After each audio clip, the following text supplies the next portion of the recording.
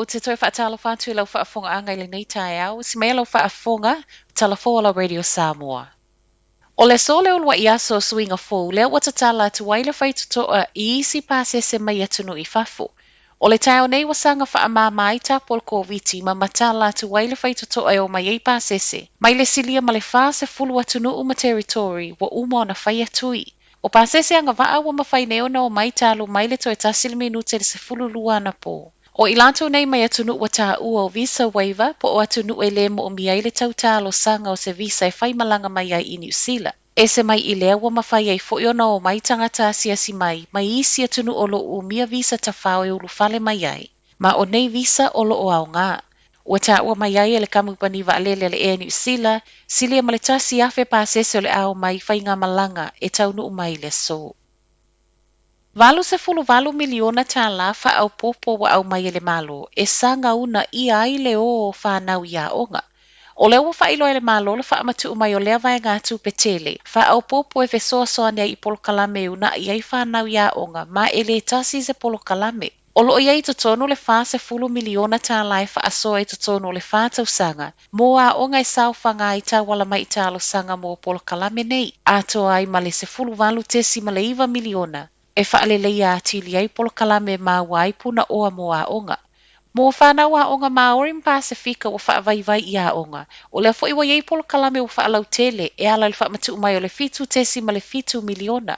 Mai le minista a onga Chris Hipkins o le o whanau I a onga o se lu I tau tele lea mo le tele o tau sanga I tutono New Zealand. Ma o le sau o le whaamai wa atili a afia I a onga whanau. Ma ua leo loa I keisi tua oia New Zealand wa sau ma le vairusi wa tā ua o le BA4. O le BA4 se tasi o vairusi whanau mai le Omicron, ma o leo loa I pāsese wa whaamaonia isu enga, o ia lea na taunu ui laso luas fulu ma le lua o Aperila, malanga mai Afrika I saute.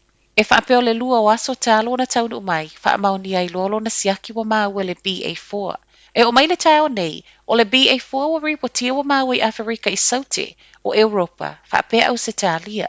Mai le matanga luenga le soifua malo loina, e le o yeini whaamaoninga I le vave pipisi o le nei vairusi, peitai, e ono whaitau vai aso mamasina, whaato a mawhaiona I loa moni le ata o so o se vairusi fou.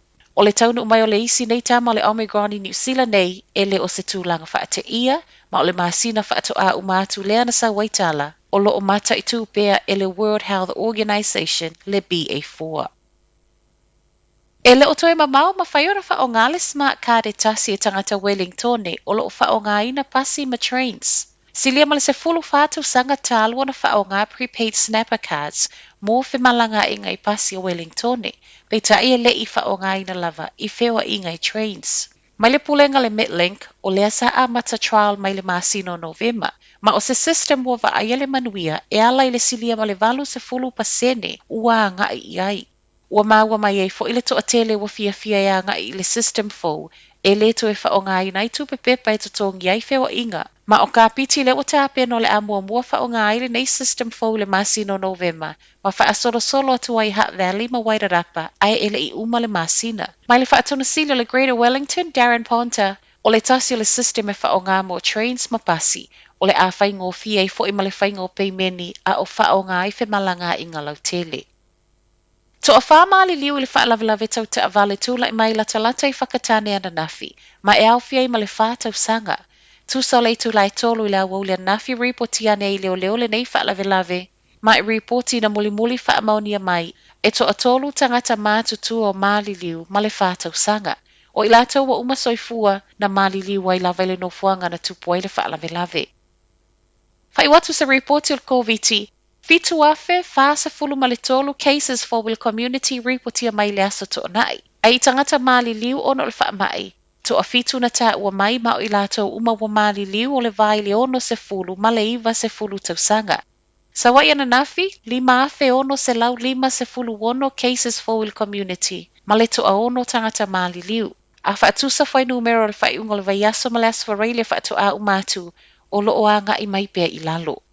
O tala nao le nei tae au manuia le amtanga le vai aso.